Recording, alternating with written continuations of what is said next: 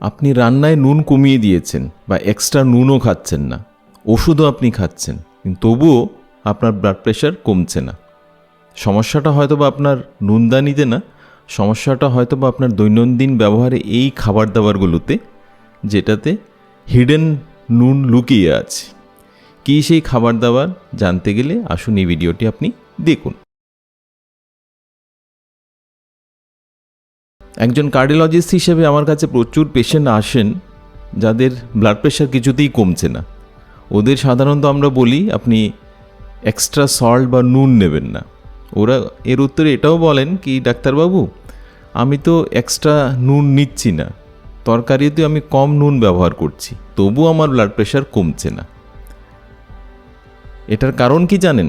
এটার পেছনে কারণ হচ্ছে আমরা যে ভাবি যতটুকু সোডিয়াম আমাদের শরীরের ভেতর যাচ্ছে সেটা নুনদানির নুন থেকে যাচ্ছে, কিন্তু আসল ঘটনা হচ্ছে 75% নুন যেটা আমরা ব্যবহার করছি বা সোডিয়াম যেটা আমরা শরীরে নিচ্ছি সেটা কিন্তু আমাদের নুনদানি থেকে আসে না, সেটা আসে বিভিন্ন খাবার দাবার থেকে, যেটাতে হিডেন সল্ট থাকে, যেটা আমরা বুঝতেই পারি না।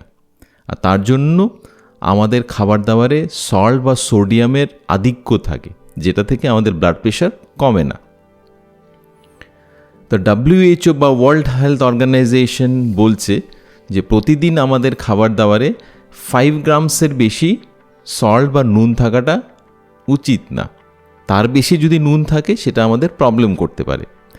কিন্তু আপনি কি জানেন আমাদের খাবার দাবারে তার থেকে 2 থেকে 3 গুণের পরিমাণ সল্ট থাকে। নর্মালি 5 গ্রামের নিচে থাকা দরকার, কিন্তু সেখানেই আমরা প্রতিদিন 15 থেকে 20 গ্রাম অফ সল্ট প্রতিদিনই আমরা ব্যবহার করছি। আর এই এক্সেস সল্ট কিন্তু আমাদের বিভিন্ন প্রবলেম করতে পারে। এক্সেস সল্ট যেমন আমাদের ব্লাড প্রেশার বাড়াতে পারে, তেমনি এই এক্সেস সল্ট যদি আমরা ডেইলি ব্যবহার করছি সেটা থেকে আমাদের হার্টের ওপর চাপ দেয়, আমাদের কিডনির ওপর চাপ সৃষ্টি করতে পারে। তো সেটা থেকে আমাদের হার্টের সমস্যা এবং কিডনির সমস্যাও হতে পারে। তো তার জন্য এই ভিডিওটি ইম্পর্টেন্ট যাদের ব্লাড প্রেশার আছে, যাদের ব্লাড প্রেশার কন্ট্রোল হচ্ছে না, এবং এই ভিডিওটি ওনাদের জন্য ইম্পর্টেন্ট যাদের কিডনির সমস্যা আছে, যাদের হার্টের সমস্যা আছে। তো যেটা আমি অলরেডি ডিসকাস করলাম যে বেশিরভাগ ক্ষেত্রে আমরা যে সল্ট নিচ্ছি সেটা কিন্তু নুনদানির নুন থেকে নিচ্ছি না, সেটা বিভিন্ন খাবার দাবার থেকে নিচ্ছি। আর এই বিভিন্ন খাবার দাবার বেসিক্যালি প্যাকেটের খাবার দাবার, কারণ আজকাল আমরা প্যাকেটের খাবার দাবার অনেক বেশি পরিমাণে নিচ্ছি। আর প্যাকেটের খাবার দাবারে কিন্তু সল্ট মেনশন থাকে না। প্যাকেটের খাবারে পেছন দিকে যে লেবেল থাকে সেটাতে সল্টের পরিবর্তে সোডিয়াম মেনশন করা থাকে। আর সেই সোডিয়ামই কিন্তু আপনাকে ভালোভাবে দেখতে হবে যে প্রতিটি প্যাকেটে যে আপনি খাবার দাবার নিচ্ছেন, অনেক ক্ষেত্রে ভাবছেন সেই খাবার দাবারগুলো হেলদি, কিন্তু আলটিমেটলি এই খাবার দাবারই কিন্তু সোডিয়াম বম বা নুনের বম, যেটা আমাদের প্রেশার বাড়াচ্ছে, আমাদের কিডনির ওপর চাপ সৃষ্টি করছে, আমাদের হার্টের ওপর চাপ সৃষ্টি করছে।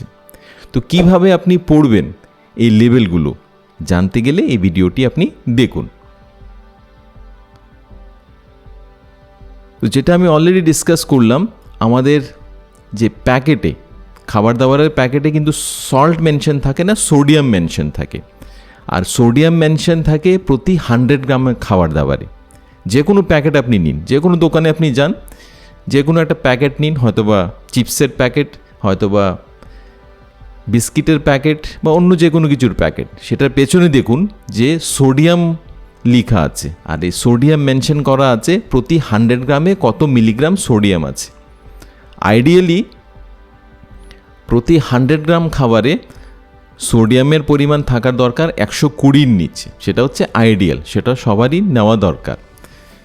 কিন্তু আমরা যে বেশিরভাগ খাবার খাই, যে প্যাকেটের খাবার খাই, সেগুলিতে কিন্তু তার থেকে অনেক গুণ বেশি সোডিয়াম থাকে। তো লেস দেন 120 গ্রাম সোডিয়াম হচ্ছে আইডিয়াল। 120 থেকে যদি 400 মিলিগ্রাম সোডিয়াম থাকে কোনো প্যাকেটে, সেটা হচ্ছে মাঝারি টাইপের সোডিয়াম, যেটা যেটা আমাদের নিয়মিত ব্যবহার করা উচিত না, মাঝে মধ্যে আমরা ব্যবহার করতে পারি। আর কোনো প্যাকেটে যদি দেখা যায় কি সোডিয়ামের পরিমাণ 400 মিলিগ্রামের বেশি, তাহলে সেটা কিন্তু অনেক হাই সোডিয়াম, যেটা আমাদের যতটুকু সম্ভব অ্যাভয়েড করতে হবে। আবার কোনো কোনো প্যাকেটে আপনি দেখবেন যে সোডিয়ামের পরিমাণ 1000-এরও পরিমাণেও বেশি, সেগুলো হচ্ছে সল্ট বম বা লবণের বম, যেটা আমাদের একদম অ্যাভয়েড করা উচিত। নেক্সট যে আমরা আলোচনা করব যে অনেক খাবার দাবারই যেটা আমরা ভাবি হেলদি, আসলে কিন্তু ওটা সল্ট বম, যেটা আপনার অ্যাভয়েড করা উচিত। যদি আপনার প্রেশার থাকে, যদি আপনার কিডনির সমস্যা থাকে, যদি আপনার হার্টের সমস্যা থাকে, ইনফ্যাক্ট এই সমস্যাগুলো যদি আপনার নাও থাকে, এক্সেস সোডিয়াম কারোরই নেওয়া উচিত না। কারণ এক্সেস সোডিয়াম যদি আপনি দীর্ঘদিন নিয়ে যাচ্ছেন, ডেইলি নিয়ে যাচ্ছেন, সেটা থেকেই কিন্তু আলটিমেটলি আপনার রক্তনালীর ওপর চাপ সৃষ্টি হয়ে আপনার রক্তনালী বা আপনার উচ্চ রক্তচাপ হবে, আর হার্টের সমস্যা, কিডনির সমস্যা হতে অবধারিত। তো আসুন আমরা আলোচনা করি কি কি খাবার দাবার আপনাকে এড়িয়ে চলতে হবে যদি আপনার উচ্চ রক্তচাপ থেকে থাকে বা কিডনির সমস্যা থেকে থাকে বা হার্টের সমস্যা থেকে থাকে। আমরা অলরেডি আলোচনা করলাম যে কিভাবে আপনি প্যাকেট পড়বেন, সোডিয়াম কতটুকু আছে সেটার উপর ভিত্তি করে আপনি খাবার দাবার চুজ করবেন। তো নাম্বার 1 খাবার যেটা, সেটা শুনলে হয়তো আপনি অবাক হবেন, যেটাতে সল্টের পরিমাণ বা নুনের পরিমাণ একটু বেশি, সেটা হচ্ছে biscuit and bread. Biscuit and bread তো নোনতা লাগে না, এটা একটু মিষ্টি মিষ্টি, কিন্তু তবুও আপনি যে কোনো একটা বিস্কিটের প্যাকেট নিয়ে দেখবেন, পেছনে দেখবেন ওটাতে সোডিয়াম কতটুকু লেখা আছে। বেশিরভাগ বিস্কিটের প্যাকেটের সোডিয়াম 400, 500, 600 এই রেঞ্জে আছে। তার মানে এটা কিন্তু একটা হাই সোডিয়াম ফুড। ভাবতে শুনতে একটু অবাক লাগছে ঠিকই, কিন্তু বিস্কিট আর ব্রেড বানানোর জন্য বেকিং সোডা ব্যবহার করা হয়, এটা ফোলানোর জন্য বেকিং সোডা ব্যবহার করা হয়। আর বেকিং সোডাতে প্রচুর পরিমাণে সোডিয়াম আছে বা সল্ট আছে। তো তার জন্য ডেইলি যদি আপনি 2 স্লাইস পাউরুটি নিচ্ছেন বা 2 পিস বিস্কিট নিচ্ছেন আর ভাবছেন এটা তো কোনো সমস্যা করবে না, আলটিমেটলি ইন দ্য লং রানে কিন্তু এটা আমাদের সোডিয়াম লোড বডিতে অনেক বাড়িয়ে সেটা থেকে আমাদের উচ্চ রক্তচাপ সৃষ্টি করতে পারে বা অন্যান্য প্রবলেম সৃষ্টি করতে পারে। নাম্বার 2 এই লিস্টে যেটা আলোচনা করব সেটা হচ্ছে চিপস, চানাচুর, ভুজিয়া, নমকিন। তো এগুলো আমরা সবাই জানি, এটা একটা ওপেন সিক্রেট যে এগুলোতে প্রচুর পরিমাণে সল্ট বা নুন থাকে। কিন্তু কতটুকু থাকে জানেন কি? একটা চিপসের প্যাকেটে, একটা যদি 100 গ্রামের চিপসের প্যাকেট হয়, আপনি খুলে দেখবেন, পেছনে গিয়ে দেখবেন 100 গ্রাম চিপসের প্যাকেটে অ্যারাউন্ড 800 to 900 মিলিগ্রাম সোডিয়াম আছে। তার মানে 100 গ্রাম চিপস নিলে আপনার দৈনন্দিন যে সল্টের রেকমেন্ডেশন, যেটা 5 গ্রাম বা 1 চামচ সল্টের যেটা রেকমেন্ডেশন, সেটার অর্ধেকই কিন্তু আপনি নিয়ে নিচ্ছেন সামান্য একটা 100 গ্রামসের চিপসে। তো তার জন্য এই চিপস বা যে কোনো সল্টি নমকিন, বা অনেক ক্ষেত্রে আমাদের সল্টি নাটসও পাওয়া যায়, বাদাম পাওয়া যায় যেটাতে সল্ট থাকে, তো সেটাও আপনাকে অ্যাভয়েড করতে হবে। দৈনন্দিন আপনি নেবেন না বা রেগুলার আপনি নেবেন না। নাম্বার 3 লিস্টে আছে নুডলস। তো নুডলস হয়তো আপনার অবাক লাগছে যে নুডলসে কী করে সল্ট হয়, কিন্তু আপনি সেই আবার প্যাকেট দেখুন নুডলসের পেছনে কি লেখা আছে। প্রতি 100 গ্রাম নুডলসে কিন্তু অলমোস্ট 1000 মিলিগ্রাম সোডিয়াম আছে। আর 1000 মিলিগ্রাম সোডিয়াম মানে কি জানেন? 1000 মিলিগ্রাম সোডিয়াম হচ্ছে অলমোস্ট 2.5 গ্রামের মতো সল্ট। আমাদের দৈনন্দিন রেকমেন্ডেশন হচ্ছে 5 গ্রামের নিচে। তার মানে 100 গ্রাম নুডলস নিলেই কিন্তু আপনার দৈনন্দিন জীবনের যে সল্টের রেকমেন্ডেশন, নুনের যেটা রেকমেন্ডেশন, তার অর্ধেকটাই পূরণ হয়ে যায়। আর যাদের ব্লাড প্রেশার আছে ওদের আমরা বলি ডেইলি 2000 মিলিগ্রামের নিচে সোডিয়াম ব্যবহার করা উচিত।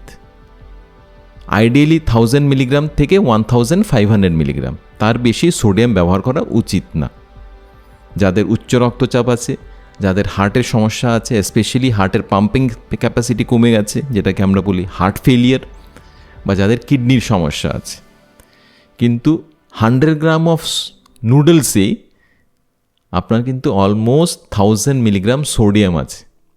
আর আপনি যদি একটু বেশি পরিমাণে নুডলস নিচ্ছেন, পুরো দিনের সোডিয়াম রিকোয়ারমেন্টস কিন্তু আপনার নুডলসই পূরণ হয়ে যাচ্ছে। তাহলে আপনি সেটা ভেবে দেখুন।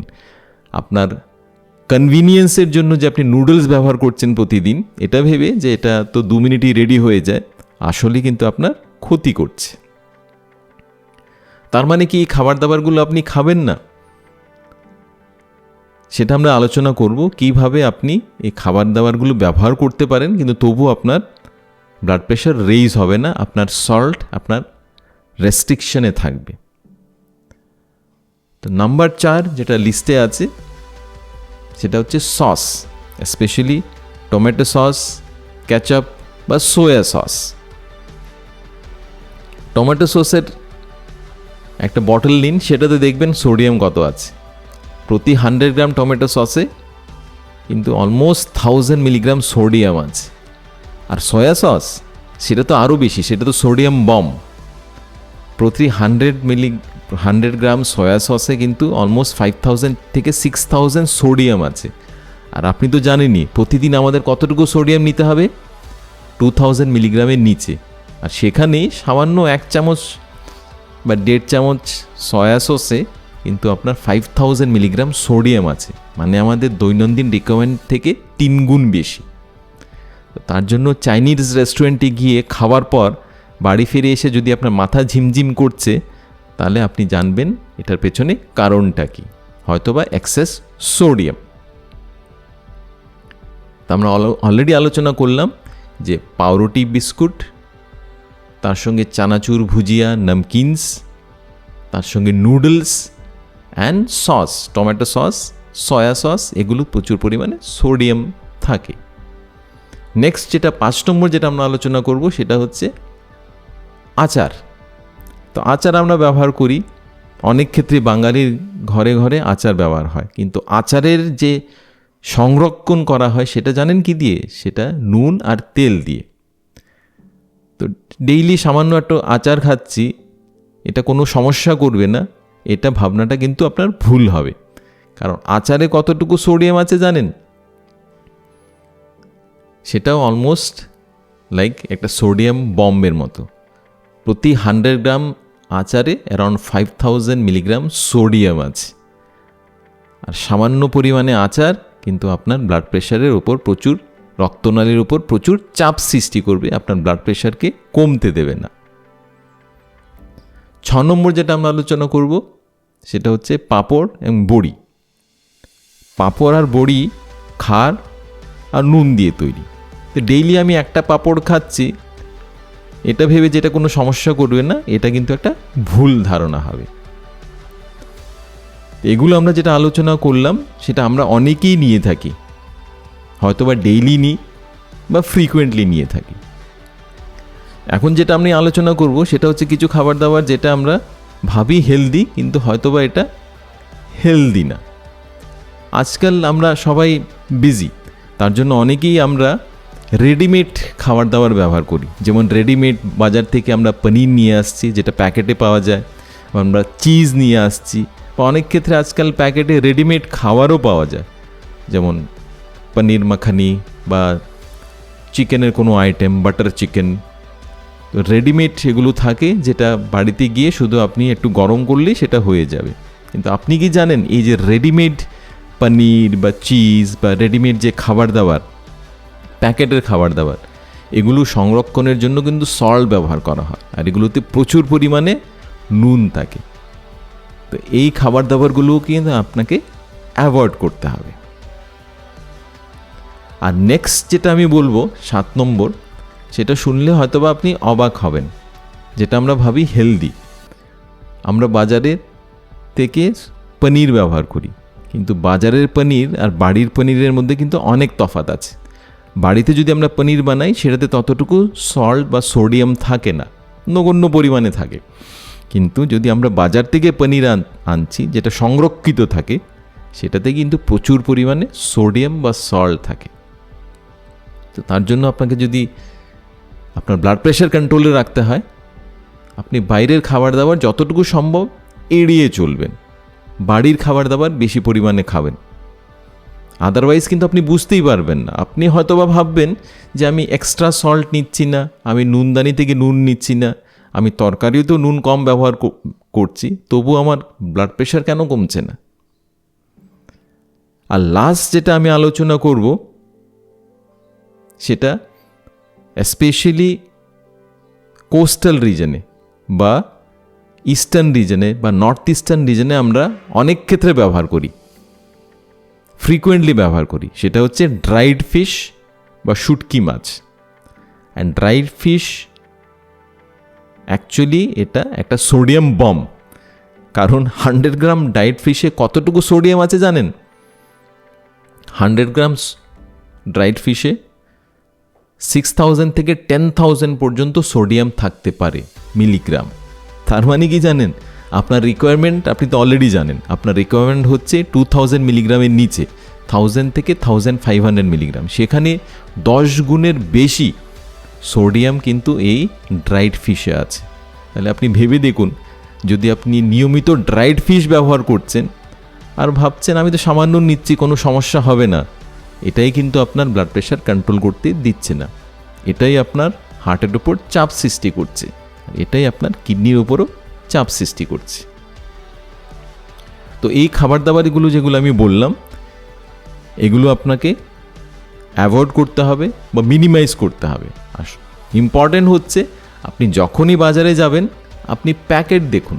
প্যাকেটের সামনের দিক তো আমরা সবসময় দেখি, কিন্তু পেছনের দিক আমরা কজন দেখি? পেছনের দিকটাও দেখতে শিখুন। দেখুন যে প্রতি 100 গ্রাম খাবারে কতটুকু সোডিয়াম আছে। যদি 120-র নিচে হয় তাহলে সেটা সেফ লিমিট, আর 400-র বেশি যদি হয় তাহলে সেটা অ্যাভয়েড করাটা ইম্পর্ট্যান্ট। স্পেশালি যদি আপনার হার্টের সমস্যা থাকে, আপনার কিডনির সমস্যা থাকে এবং আপনার উচ্চ রক্তচাপ থাকে। তার জন্য যদি আপনাকে সোডিয়াম রেস্ট্রিকশনের জন্য বলা হয়, ডাক্তারবাবু যদি বলেন আপনাকে সোডিয়াম রেস্ট্রিক্ট করতে হবে, নুন কমাতে হবে, তাহলে আপনি বাইরের খাবার দাবার যতটুকু সম্ভব এড়িয়ে চলুন।